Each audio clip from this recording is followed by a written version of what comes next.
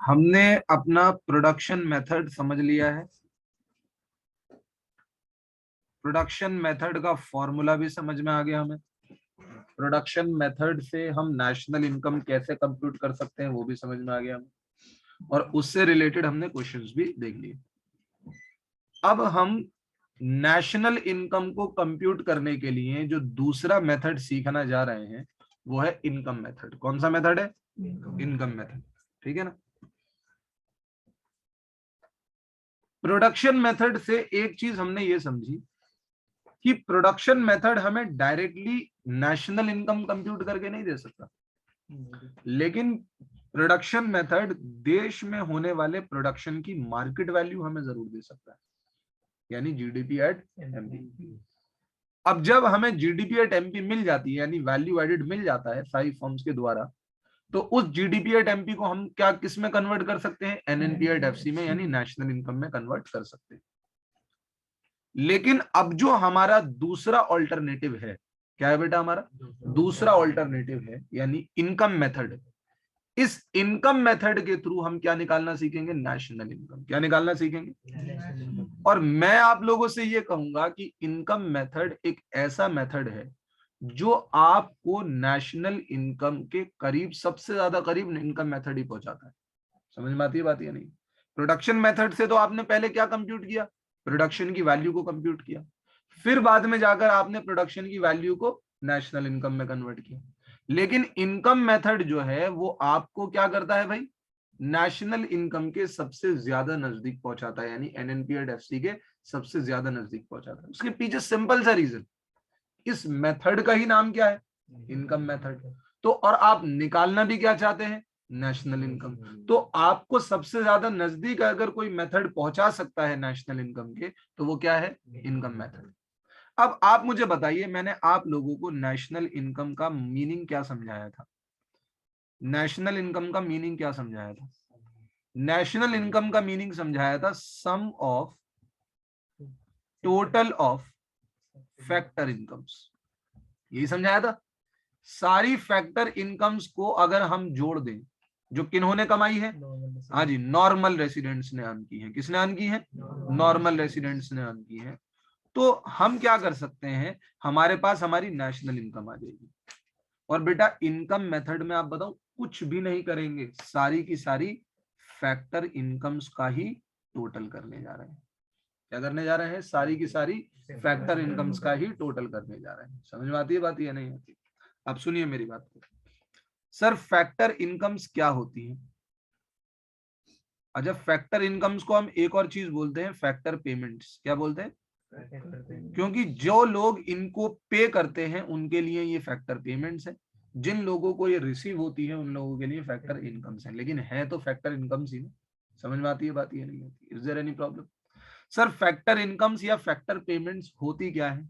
देखो जैसा कि हम जानते हैं कि हमारे पास दो सेक्टर हैं, एक है हाउस होल्ड सेक्टर और एक है प्रोड्यूसिंग यानी फर्म्स। समझ में आती है बात या नहीं? Firms, house hold sector firms को प्रोडक्शन करने के लिए क्या चीजें प्रोवाइड करते हैं? लैंड, लेबर, कैपिटल और एंटरप्रेन्योरशिप। समझ आती है बात या नहीं? ये कहलाती हैं फैक्टर्स ऑफ प्रोडक्शन या फैक्टर सर्विसेज, कुछ भी कह सकते हो आप इन्हें। क्योंकि अगर ये चीजें फर्म्स के पास नहीं होंगी, फैक्टर्स ऑफ प्रोडक्शन फर्म्स के पास नहीं होंगे, फैक्टर सर्विसेज फर्म के पास नहीं होंगी, तो फर्म प्रोडक्शन नहीं कर सकती। तो हाउस होल्ड सेक्टर ये सारी चीजें फर्म्स को प्रोवाइड करता है, और फर्म फिर उसके बदले क्या देती है हाउस होल्ड सेक्टर को? लैंड के बदले रेंट, लेबर के बदले वेजेस, कैपिटल के बदले इंटरेस्ट, एंटरप्रेन्योरशिप के बदले। तो इसीलिए जो फर्म्स पे करता है फैक्टर सर्विस के बदले, उन्हें क्या कहते हैं? फैक्टर पेमेंट्स फर्म के लिहाज से, और factor incomes house hold sector के लिहाज से। बताइए हाँ या ना? इसमें कोई दिक्कत है? समझ में आती है बात? ये नहीं आती? Is there any problem? तो मुझसे अगर कोई पूछे कि इनकम मेथड में आप क्या करने जा रहे हैं, तो मैं कहूंगा भाई जो फैक्टर इनकम का जो सम है ना, मैं उसे टोटल कर रहा हूं, सारी फैक्टर इनकम्स को जोड़ रहा हूं, और जोड़ने के बाद मेरे पास डायरेक्टली क्या आ जाएगी? नेशनल इनकम आ जाएगी। यानी इनकम मेथड अगर मेरे से कोई पूछे कि सबसे आसान मेथड कौन सा है तो क्या कहा जाता है, इनकम मेथड, कॉन्सेप्ट के समझने से लिहाज से, किसके, कॉन्सेप्ट को समझने के लिहाज से। क्वेश्चन करने के पॉइंट ऑफ व्यू से प्रोडक्शन मेथड आपके लिए ज्यादा इजी रहेगा, लेकिन कॉन्सेप्ट को समझने के लिहाज से सबसे आसान कौन सा है, इनकम मेथड। क्योंकि इनकम मेथड में आप कुछ नहीं कर रहे हैं, आप सारी फैक्टर इनकम्स को क्या कर रहे हैं, सम कर रहे हैं। समझ में आई बात ये नहीं है? तो देखिए भाई हम क्या करते हैं, बस आप देखते जाइए, नोट क्या करना है वो मैं आपको बता दूंगा। हम रेंट को, वेजेस को, इंटरेस्ट को और प्रॉफिट को, अगर हम इन सभी चीजों को जोड़ देंगे तो हमारे पास क्या आ जानी चाहिए, हाँ जी, नेशनल इनकम आ जानी चाहिए, नहीं आ जानी चाहिए, बताइए मुझे। हाँ जी, नेशनल इनकम आ जानी चाहिए। तो हम यही करेंगे, रेंट को, वेजेस को, इंटरेस्ट को, प्रॉफिट को, इन सबको ऐड करके हम नेशनल इनकम निकालेंगे। समझ में आती है बात, ये नहीं आती? चलिए अब लिखना शुरू करें। इनकम मेथड हेडिंग डालने के बाद अब लिखना शुरू करें। According to this method,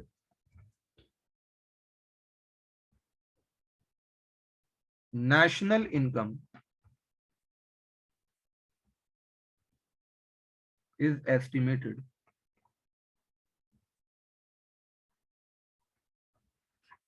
in terms of factor payments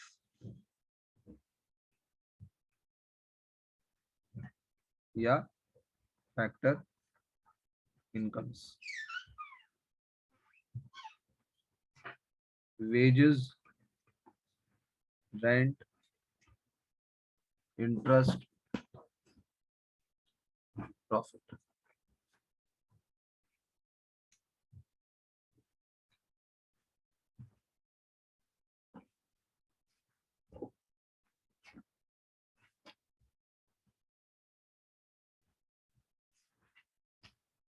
ठीक है, लिख लिया आप लोगों ने? अब जरा मैं आप लोगों से कहूंगा कि ये जो फैक्टर इनकम्स है ना, जिनको हम जोड़कर क्या कंप्यूट करने वाले हैं, नेशनल इनकम कंप्यूट करने वाले हैं। अब एक एक कर इन फैक्टर इनकम्स को जरा डिटेल में समझते हैं। किसमें समझते हैं, डिटेल में समझते हैं। तो हेडिंग डालेंगे, classification of factor incomes, classification of factor incomes. सबसे पहला, कंपनसेशन ऑफ एम्प्लॉइज,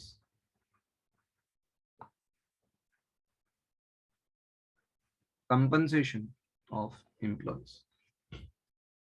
अब तक आप जिसको वेजेस कह रहे थे, अब तक आप जिसको क्या कह रहे थे, वेजेस, मैंने उसका नाम क्या लिख दिया, कंपनसेशन ऑफ एम्प्लॉइज। बताओ, एम्प्लॉय को जो भी आप पेमेंट करते हैं वो एक तरह से कंपनसेशन ऑफ एम्प्लॉइज ही कहा जाता है, और अब तक हम उसे शॉर्ट में क्या कह रहे थे, वेजेस कह रहे थे। अब हम चीजों को डिटेल्ड में पढ़ेंगे। किसमें पढ़ेंगे, डिटेल में। सर, एक एम्प्लॉय को कोई भी एम्प्लॉयर कितने तरीके से कंपनसेट कर सकता है? सबसे पहली चीज, wages and salaries in cash, wages and salaries in cash. भाई एक बात बताइए, आप अगर किसी के पास आप जॉब करते हैं तो जॉब करते वक्त आपको अपने एम्प्लॉयर से क्या रिसीव होता है, सैलरी रिसीव होती है, नहीं होती? कैश में हर महीने आपके अकाउंट में पैसे ट्रांसफर होते हैं। अब अगर आप उस फैक्ट्री के अंदर मजदूर हैं तो आपको वेजेस मिलेंगे। समझ आई बात ये नहीं? लेकिन अगर आप उस क्या नाम है उस कंपनी के अंदर, उस फर्म के अंदर एक एग्जीक्यूटिव पोजीशन पर हैं तो आपको जो अमाउंट मिलते हैं उसे क्या कहा जाता है, सैलरी कहा जाता है। वर्कर्स को मिलती है वेजेस और नॉर्मल एम्प्लॉयज को क्या मिलते हैं, सैलरी। समझ में आती है बात ये नहीं आती? तो सबसे पहली चीज जो एक एम्प्लॉयर अपने एम्प्लॉय को देता है, हम उसे क्या कहते हैं, wages and salaries in cash. देखो बेटा, कुछ लोगों को सिर्फ कैश में पेमेंट नहीं की जाती, बहुत से लोगों को पेमेंट काइंड में भी की जाती है। किसमें की जाती है, payment in kind. For example, जैसे भाई मान लीजिए मुझे मेरी फर्म जो है 50,000 रुपए की इन हैंड सैलरी देती है, समझ आती है बात? नहीं, कैश में सैलरी देती है, और मुझसे कहा जाता है कि ये कंपनी की तरफ से एक घर है, आप इस घर के अंदर विदाउट रेंट रह सकते हैं, विदाउट रेंट रह सकते हैं। यानी मुझको 50,000 रुपए मंथली सैलरी भी मिल रही है, और मुझे एक ऐसा मकान मिल रहा है जिसका किराया 10,000 तो कम से कम है, लेकिन मुझे वो किराया देने की जरूरत नहीं है। That is rent free accommodation. क्या कहते हैं मुझे? Rent free accommodation. एकोमोडेशन कहने का मतलब बंदोबस्त, रहने सहने का बंदोबस्त, और वो उस बंदोबस्त मुझे मिल भी रहा है लेकिन मुझे पैसे देने की जरूरत नहीं है। गवर्नमेंट जॉब्स में अंदर होता है ऐसा, समझ में आती है बात? ये नहीं आती? आपको क्या नाम है, रेंट फ्री अकोमोडेशन दे दी गई, आपके घर में आपके नौकर चाकर दे दिए गए, समझ आती है बात? ये नहीं। आपको गाड़ी दे दी गई कि गाड़ी तो वैसे सरकारी है, लेकिन इसके अंदर पेट्रोल आपको भरवाने की जरूरत नहीं है, रिपेयर्स आपको कराने की जरूरत नहीं है, सरकार अपने खाते से कराएगी। समझ आई बात? ये नहीं। Is there any problem? बहुत सी प्राइवेट कंपनीज भी अपने एम्प्लॉयज को दे सकती हैं, जिन जो बड़ी कंपनीज हैं जो ये सारी चीजें कर सकती हैं। समझे कि नहीं समझे?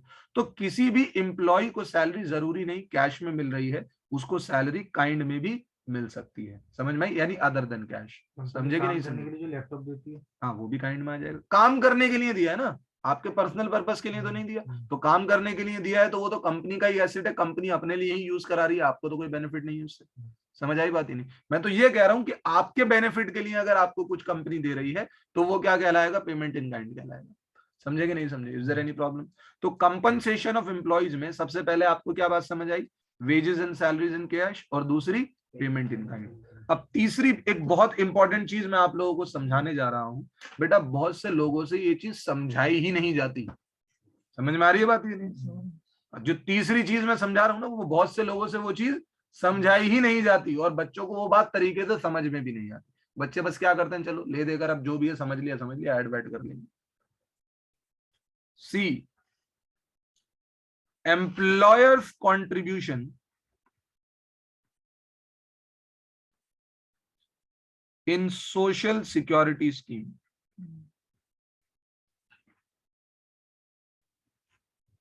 हाँ जी, employers contribution in social security scheme. क्या चीज है सर? ये क्या चीज है? पहले ये समझिए। पहले तो ये समझते हैं कि सोशल सिक्योरिटी स्कीम है क्या चीज। सोशल सिक्योरिटी स्कीम है क्या चीज? देखो बेटा, मैं आपको एक चीज समझाता हूँ। आप पहले ना भूल जाइए कि आप नेशनल इनकम की कोई चीज समझ रहे हैं, आप पहले जनरल बातों को समझने की कोशिश कीजिए। देखो बेटा, ऐसा होता है कि आप जब तक एक सही एज में है, यंग एज में है, समझ में आती है बात? या नहीं आती? तो उस टाइम पर तो आप मेहनत कर सकते हैं, कमा सकते हैं, लेकिन जब आप एक ऐसी एज में पहुंच जाते हैं जहां पर वर्किंग कैपेबिलिटीज क्या हो जाती हैं? कम हो जाती हैं, जॉब अपॉर्चुनिटीज कम हो जाती है, तो उस एज में आपको सरवाइव तो करना है लेकिन आपके पास पैसे नहीं है। तो उन सिचुएशन में आप किसके ऊपर टोटली डिपेंड हो जाएंगे? गवर्नमेंट के ऊपर। गवर्नमेंट से कहेंगे भाई पेंशन दो, ये दो, फलाना दो, ढिमाका दो। समझ आई बात? ये नहीं। तो गवर्नमेंट क्या करती है, खासकर सैलरी इंप्लॉयड पर्सन के साथ, किसके साथ? सैलरी इंप्लॉयड पर्सन के साथ गवर्नमेंट ने क्या करे, बहुत से लेबर लॉज बना दिए। क्या बना दिए? लेबर लॉज, कानून बना दिए, और एम्प्लॉयर से कहा कि आप लोगों के ऊपर ये लेबर लॉज लगेंगे। क्या लगेंगे? लेबर लॉज लगेंगे। अब एम्प्लॉयर्स के ऊपर ये अगर कानून लग जाते हैं तो बताऊं एम्प्लॉयर्स क्या करते हैं? जो सैलरी अपने एम्प्लॉय को देते हैं, जो सैलरी अपने एम्प्लॉय को देते हैं, किसको देते हैं? एम्प्लॉय को। उस सैलरी का कुछ पोर्शन वो डिडक्ट कर लेते हैं। क्या कर लेते हैं? डिडक्ट। कभी वो पैसा डिडक्ट होता है प्रोविडेंट फंड के नाम से, समझ में आई क्या बोला मैंने? प्रोविडेंट फंड के नाम से। कभी वो पैसा डिडक्ट हो गया इंश्योरेंस के नाम से। किसके नाम से? इंश्योरेंस के नाम से। कभी वो पैसा डिडक्ट हो गया आपका ग्रेजुटी के नाम से, है ना? तो सर इसमें तो एम्प्लॉय को कुछ मिला थोड़ी है। हम क्या पढ़ रहे हैं? हम ये पढ़ रहे हैं कि एम्प्लॉय को क्या मिल रहा है। आप तो यहां डिडक्ट होने की बातें कर रहे हैं। हाँ जी। तो बेटा अभी पहले आप चीजों को समझे। एम्प्लॉयर से कहा जाता है कि जब आप अपने एम्प्लॉय को सैलरी पे करें तो उनमें से ये सारे अमाउंट डिडक्ट कर लें, अगर आपके ऊपर ये लॉ लगता है तो। समझ आई बात? नहीं जबरदस्ती में कोई भी काट लेगा एम्प्लॉय की सैलरी में से। सर प्रोविडेंट फंड के लिए जो पैसा डिडक्ट हुआ है एम्प्लॉय की सैलरी में से, वो क्यों डिडक्ट हुआ है? क्या एम्प्लॉय को वो पैसा नहीं मिलेगा? मिलेगा, लेकिन कब मिलेगा? जब एम्प्लॉय रिटायर हो जाएगा तब। सर ये जो इंश्योरेंस का पैसा इसके पास से डिडक्ट हुआ है, क्या इसे ये पैसा मिलेगा? नहीं, ये पैसा इसे मिलेगा नहीं, लेकिन अगर एम्प्लॉय इन शॉर्ट बीच में उसके साथ कुछ एक्सीडेंट हो जाता है तो उसे कंपनसेशन की रिक्वायरमेंट होगी, तो उसके लिए ये इंश्योरेंस उसकी क्या करेगा? मदद करेगा। सर ये जो ग्रेच्युटी के नाम पर पैसा डिडक्ट हुआ है, ये पैसा कब मिलेगा उसे? ये मिलेगा जब वो रिटायर हो जाएगा। सर एम्प्लॉय के पास से अगर आप पैसे काट रहे हैं तो एम्प्लॉयर से ये इसलिए कहा गया है कि जिस दिन बंदा वो रिटायर होगा तो उसको एक बड़ी अमाउंट मिल सके। क्या मिल सके? बड़ी अमाउंट मिल सके। उसका पैसा आप प्रोविडेंट फंड में जमा कीजिए, उसका पैसा आप ग्रेच्युटी में जमा कीजिए। मैं तो फिर यही कहूंगा सर, मुझे मेरा ही तो पैसा मिलेगा रिटायरमेंट के टाइम पे, तो मुझे ये बताइए कि एम्प्लॉय को कंपनसेशन कहां से हुई? एम्प्लॉय को कंपनसेशन कहां से हुई? तो बेटा जो पैसा एम्प्लॉय की सैलरी से डिडक्ट हो रहा है, उस पैसे को मैं कंपनसेशन ऑफ एम्प्लॉयज में नहीं ले रहा। जो पैसा अपनी जेब से एम्प्लॉयर जमा करता है, क्या करता है? एम्प्लॉयर जमा करता है, मैं उसे कंपनसेशन ऑफ एम्प्लॉयज में लूं। मैं आपको एक सिंपल सी बात बताता हूं, एक चीज है प्रोविडेंट फंड। क्या है प्रोविडेंट फंड? फंड समझते? फंड कहते हैं अमाउंट ऑफ मनी को, group of, pool of money को। फंड किसे कहा जाता है? पूल ऑफ मनी को। एक जगह बहुत ज्यादा पैसा इकट्ठा हुआ है ना, उसे क्या कह रहे हैं? फंड कहते हैं। Pool of fund, pool of money, उसे क्या कहा जाता है? फंड। होता क्या है, सरकार ने एक फंड बनाया हुआ है जिसका नाम है प्रोविडेंट फंड। क्या है? Provident fund. और सभी एम्प्लॉयर से कहा जाता है कि आपके एम्प्लॉय को अगर 15,000 की सैलरी मिल रही है, फॉर एग्जांपल, कितने की सैलरी मिल रही है महीने की? 15,000। तो इसका 12% कंप्यूट कीजिए, बताइए कितना होता है? 15,000 का 12% कितना होता है? हाँ जी, कितना हो गया? 1700 नहीं, 1800 हो गया। कितना हो गया? 1800। तो एम्प्लॉय की सैलरी से कितना डिडक्ट कीजिए? हाँ जी, 1800 होगा ना? पक्की बात है? चलो कोई बात नहीं, कैलकुलेशन, हमें कैलकुलेशन का कुछ नहीं लेना देना, कॉन्सेप्ट समझना। भाई 15,000 का 12% कितना हुआ? For example 1800। तो आपको अपनी एम्प्लॉय की सैलरी से कितना माइनस करना है? 1800। तो सर उसको सैलरी 13,200 मिली है? नहीं भाई, पूरी 15,000 ही मिली है। कितनी मिली है? डिडक्ट भले से होगा उसकी सैलरी से 1800, लेकिन एक दिन उसे वापस तो मिल जाएंगे ना। समझ आई बात? ही नहीं, उसका पैसा उसके बाद वापस आ जाएगा, नहीं आ जाएगा उसकी रिटायरमेंट पे? तो सैलरी तो उसे 15 ही मिली है। अगर एम्प्लॉय की सैलरी में से कुछ रिड्यूस हो रहा है तो आप ये मत समझिए कि एम्प्लॉय को वो पैसा नहीं मिला। समझ आई बात? या नहीं? 1800 रुपए अगर डिडक्ट हुए हैं प्रोविडेंट फंड के नाम से, तो ये पैसा एक दिन एम्प्लॉय को वापस जरूर मिलेगा। तो सर कैच क्या है? कैच यहां पर यह है कि जितना पैसा एम्प्लॉय की सैलरी से काट कर इस फंड में जमा कराया गया 1800, उतना ही पैसा एम्प्लॉयर अपनी जेब से और इसी फंड में जमा कराता है। समझ में आती है बात? ये नहीं, ये लेबर लॉ है ना। ये आपको अपने एम्प्लॉय के लिए पैसा कहां जमा कराना पड़ेगा? एक प्रोविडेंट फंड में जमा कराना पड़ेगा। नुकसान नहीं है। एम्प्लॉयर का क्या नुकसान है? एम्प्लॉय क्या कर रहा है उसके लिए? सर्विस नहीं दे रहा उसको, सैलरी तो दे रहा है। अबे तो भाई ये भी तो सैलरी का हिस्सा है, यही तो समझा रहा हूं। सुनो सुनो सुनो, ये क्या पढ़ा रहा हूं मैं आपको? अरे मैं क्या पढ़ा रहा हूं? Compensation of employee. आपको अपने एम्प्लॉय को क्या करना है? कंपनसेट। आप मुझसे ये कह रहे हैं कि जो उसको कैश में पे कर दिया बस वही सैलरी होती है, तो ऐसा नहीं है। समझ में आई बात? ये नहीं, आप अपने एम्प्लॉय को जो कैश में पे कर रहे हैं वो भी आपकी जिम्मेदारी है, जो आप अपने एम्प्लॉय को काइंड में पे कर रहे हैं वो भी आपकी जिम्मेदारी है, और आप अपने एम्प्लॉय के बिहाफ पर जो सोशल सिक्योरिटी स्कीम में पैसा जमा कर रहे हैं वो भी आपकी जिम्मेदारी है, क्योंकि लॉ आपके ऊपर लग रहा है।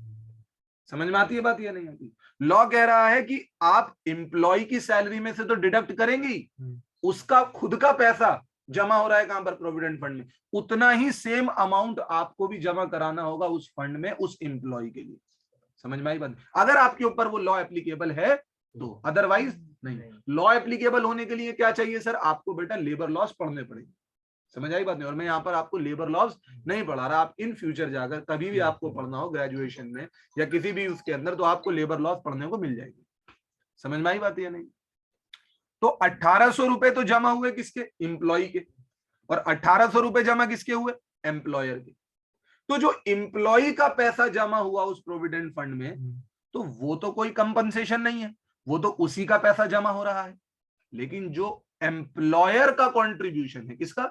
एम्प्लॉयर का कंट्रीब्यूशन है उस एम्प्लॉय के लिए, वो एक एक्स्ट्रा अमाउंट है जो किसको रिसीव हो रही है? एम्प्लॉय को रिसीव हो रही है। समझ में आई बात या नहीं है?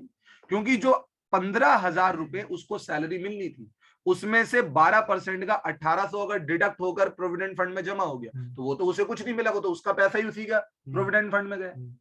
एक्स्ट्रा अमाउंट उसे कहां से मिली? जो एम्प्लॉयर का कंट्रीब्यूशन जमा हुआ, किसका? से अलग 1800 मिलना है। हाँ, सैलरी से अलग 1800 मिल रहा है। मैं यही तो समझाना चाह रहा हूँ। समझ में आती है बात? ये नहीं आती? आप यहाँ पर देखिए लिखा हुआ क्या है? Employers contribution. क्या लिखा हुआ है? आप इसी बात पर फोकस करना है, और क्वेश्चन भी आपको यहीं पर घुमाएगा। क्वेश्चन में क्या लिख देगा? Employees contribution. क्या लिख देगा? और बच्चे क्या करते हैं? बस देखा कंट्रीब्यूशन है, बस ऐड कर दो। अबे भाई, एम्प्लॉय का कंट्रीब्यूशन क्यों आप कंसिडर कर रहे हैं कंपनसेशन ऑफ एम्प्लॉइज में? वो तो ऑलरेडी इस ए का पार्ट है। समझ आई बात? ये नहीं, वो तो ऑलरेडी सैलरी के अंदर क्या है? जुड़ा हुआ है। उसको आप 15,000 दे रहे हैं ना, उसको जो आप 15,000 दे रहे हैं, उसमें से इन कैश उसकी जेब में कितनी जा रही है? 13,200। लेकिन फिर भी आप क्या मान रहे हैं कि सैलरी उसे कितनी मिल रही है? 15,000 ही मिल रही है, क्योंकि वो 1800 एक ना एक दिन उसी की जेब में से वापस जाने हैं। तो एम्प्लॉय का कंट्रीब्यूशन तो ऑलरेडी 15,000 में है, लेकिन अलग से जो एम्प्लॉयर ने जमा कराया उस प्रोविडेंट फंड के अंदर, उस सोशल सिक्योरिटी स्कीम के अंदर, वो एक एक्स्ट्रा अमाउंट रिसीव हुई है किसको? एम्प्लॉय।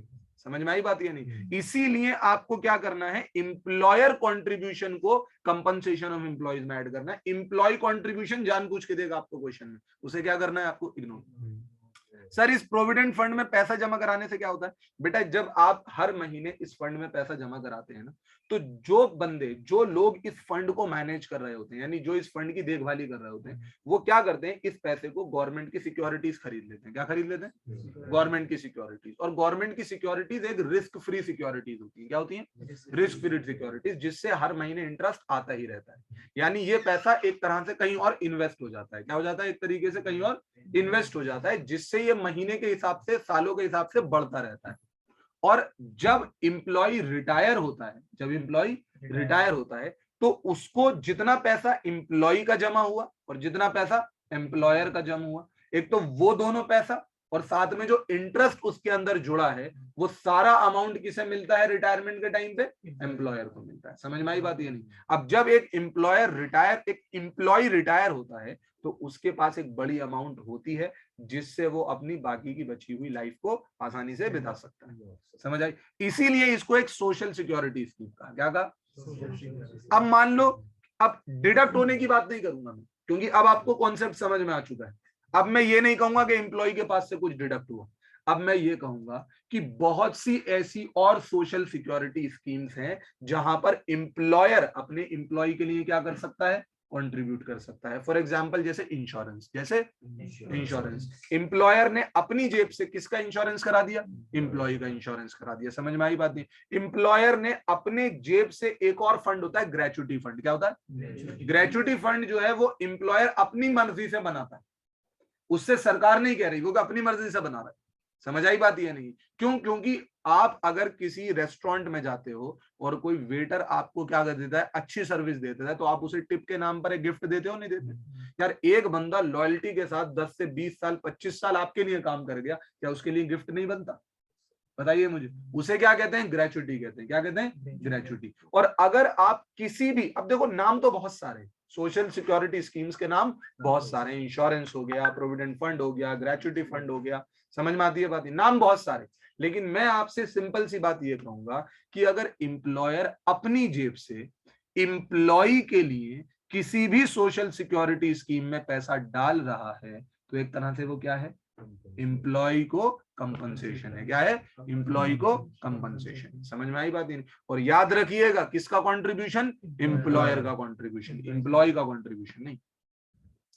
समझ में आती है बात? ये नहीं आती? Last the point, compensation of employee में लास्ट पॉइंट जिसे हम कहते हैं पेंशन ऑन रिटायरमेंट। क्या है भाई? Pension on retirement.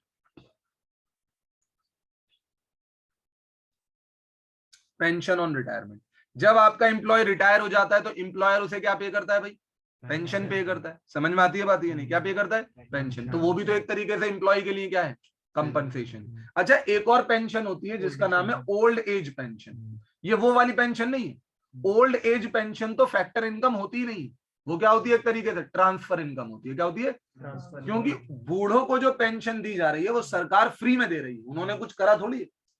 समझ आई बात? ये नहीं। लेकिन ये जो पेंशन रिटायरमेंट पे एम्प्लॉयर अपने एम्प्लॉय को दे रहा है, वो जो सर्विसेज दे के गया है उसके बदले में मिल रही। समझ में आती है बात? ये नहीं आती।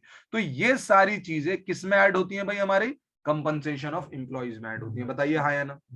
कैश में पे होने वाला वेजेस और सैलरीज, काइंड में पे होने वाली पेमेंट, एम्प्लॉयर के द्वारा किसी सोशल सिक्योरिटी स्कीम के अंदर कॉन्ट्रीब्यूशन, और रिटायरमेंट में पेंशन। समझ में आती है बात? ये नहीं आती? यस। एक ही पॉइंट भी तो हो सकता है, पेंशन वाला और ये सही वाला। नहीं नहीं, ये कैसे होगा एक पॉइंट? मतलब क्योंकि सोशल सिक्योरिटी स्कीम है ना, और ये पेंशन तो उसको ही देंगे।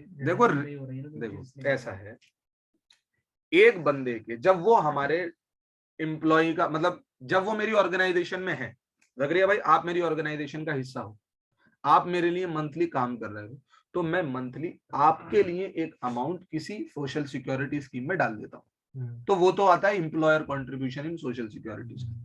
अब आप होगा रिटायर, क्या होगा? तो वो जो सोशल सिक्योरिटी स्कीम में पैसा डाला जा रहा था वो आपको रिसीव हो गया। बताइए हाँ या ना? रिसीव कब हुआ तुम्हें? वो रिटायरमेंट के। लेकिन उस टाइम वो नेशनल इनकम में नहीं जुड़ेगा। नेशनल इनकम में वो कब जुड़ेगा? जब मैं वो पैसा कंट्रीब्यूट कर रहा था। किसको? मतलब वो पैसा मैं कंट्रीब्यूट कर रहा था उस सोशल सिक्योरिटी स्कीम में। तो सरकार उसी साल उसको अब क्या मान रही थी? आपकी इनकम मान रही थी। हालांकि पैसा वो आपकी जेब में आ नहीं रहा था, लेकिन एक जगह जमा तो हो रहा था ना। आपकी जेब में जाता, आप भी जमा करते उसे। तो जो पैसा मैं अपना कंट्रीब्यूशन सोशल सिक्योरिटी स्कीम में जिस वक्त दे रहा था, उसी साल वो क्या माना जा रहा था? नेशनल इनकम का हिस्सा माना जा रहा था। समझ आई बात? ये नहीं है। अब ये जो पेंशन ऑन रिटायरमेंट है, ये क्या है कि उस सोशल सिक्योरिटी स्कीम का पैसा आपको मिल गया रिटायरमेंट के टाइम पे, वन टाइम पेमेंट आ गई आपकी जेब में। उसे नेशनल इनकम का हिस्सा उस वक्त नहीं मानेंगे। उसे नेशनल इनकम का हिस्सा कब माना था? जब कंट्रीब्यूशन हुआ था। अब मैं आपको क्या कर रहा हूं? हर साल हर महीने पेंशन अलग से दे रहा हूं। क्या दे रहा हूं? पेंशन अलग से दे रहा हूं। तो वो जो पेंशन आपको रिसीव हो रही है वो अलग चीज है, उसे उस साल नेशनल इनकम का हिस्सा माना जाएगा। समझ में आती है बात? ये नहीं आती? क्या समझ रहे हैं मेरी बात को? इधर देखिए,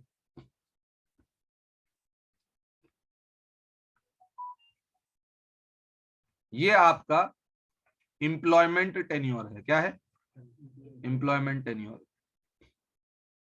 आप यहां पर काम कर रहे हैं, आपको हर साल आपके लिए मैं क्या करता हूं? एक कंट्रीब्यूशन देता हूं। कहां पर? किसी सोशल सिक्योरिटी स्कीम में। तो जिस साल में आपका जितना कंट्रीब्यूशन दे रहा हूं, उसी साल उसे क्या मान लिया गया? नेशनल इनकम का हिस्सा मान लिया गया।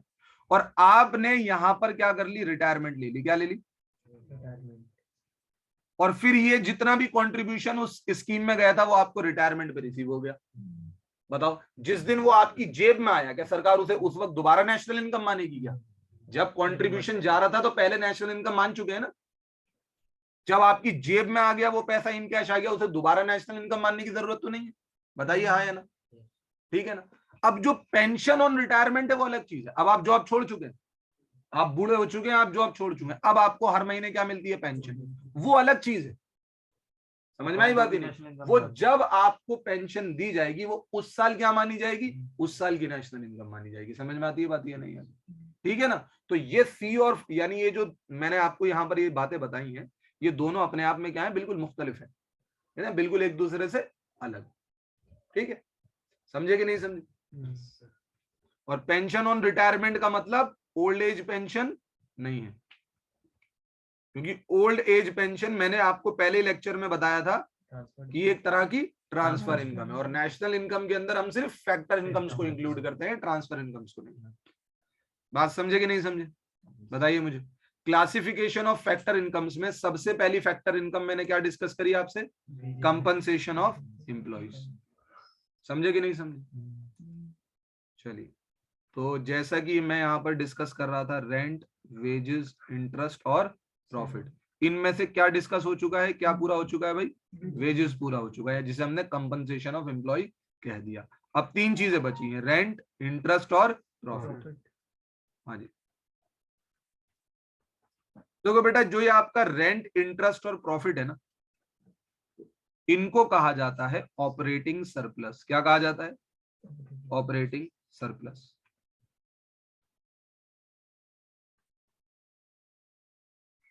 क्या कहा जाता है भाई? Operating surplus.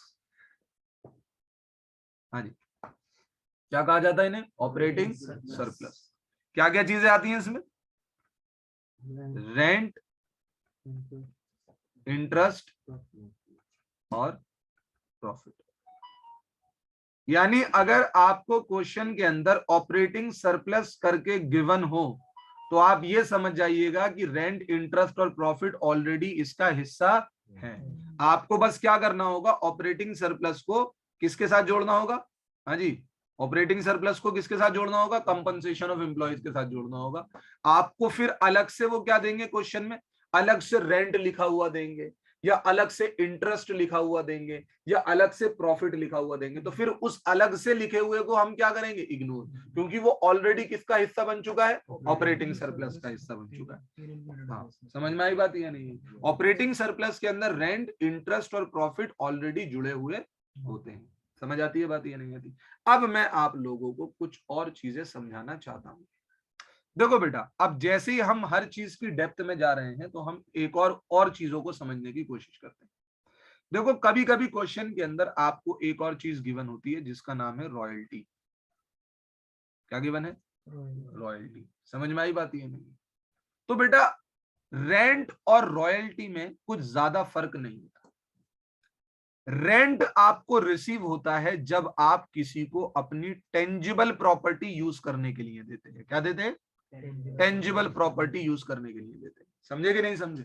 अगर मैंने किसी को अपनी टेंजिबल प्रॉपर्टी यूज करने के लिए दी, तो उसके बदले जो अमाउंट मुझे रिसीव होती है, मैं उसे क्या कहता हूँ? रेंट कहता हूँ। बताओ हाँ या ना? जैसे मैंने अपना घर किसी को कहा, मतलब एक जगह मैंने अपनी किसी को दे दी और फैक्ट्री चलाने के लिए दे दी, तो वो उस फैक्ट्री का मुझे क्या पे करेंगे? रेंट। लेकिन टेंजिबल प्रॉपर्टी के साथ साथ हम किसी को अपनी इनटेंजिबल प्रॉपर्टी भी यूज करने के लिए दे देते हैं। क्या दे देते हैं भाई?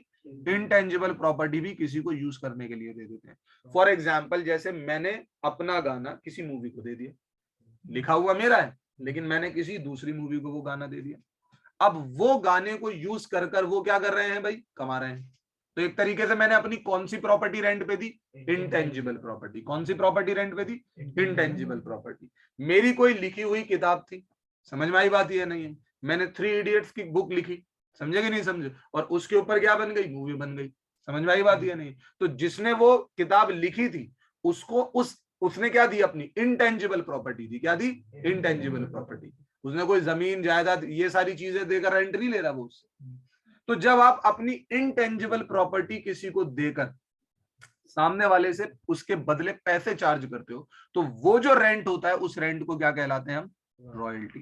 अब बहुत से लोग सोचते हैं कि यार ऑपरेटिंग सरप्लस, जब फैक्टर इनकम्स पढ़ रहे थे, तब तो साली रॉयल्टी नाम की चीज थी ही नहीं, और एकदम से क्वेश्चंस के अंदर रॉयल्टी आने लग गई, तो रॉयल्टी को जोड़ने लग गया। लॉजिक ही समझ नहीं आता। हालांकि रॉयल्टी भी एक तरह का रेंट ही है। यहां पर आप टेंजिबल प्रॉपर्टी के राइट दूसरे को दे देते हैं यूज करने के, तो उसके बदले जो अमाउंट मिलती है उसे लोग क्या कहते हैं? रेंट।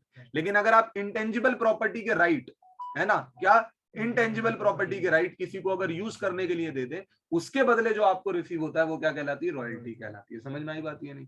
एमएस धोनी मूवी बनी भाई, एमएस धोनी ने क्या करा? अपनी लाइफ को यूज करने दिया, अपनी लाइफ, अपनी बायोग्राफी को यूज करने दिया, तो उन्हें क्या रिसीव हुई होगी? रॉयल्टी रिसीव हुई होगी। समझ आई बात या नहीं? मैकडी अपना नाम यूज करने के लिए देता है सारे रेस्टोरेंट्स को, बाकायदा उनको ट्रेनिंग भी देता है, तो उसके बदले क्या लेता है भाई? वहां से तो उसे कहते हैं फ्रेंचाइजी फी। क्या कहते हैं? Franchisee fee. लेकिन यहाँ पर फ्रेंचाइजी फी, लाइसेंस फी, सबको हम एक ही जगह पर लेकर आ रहे हैं, और क्या नाम दे रहे हैं? रॉयल्टी दे रहे हैं।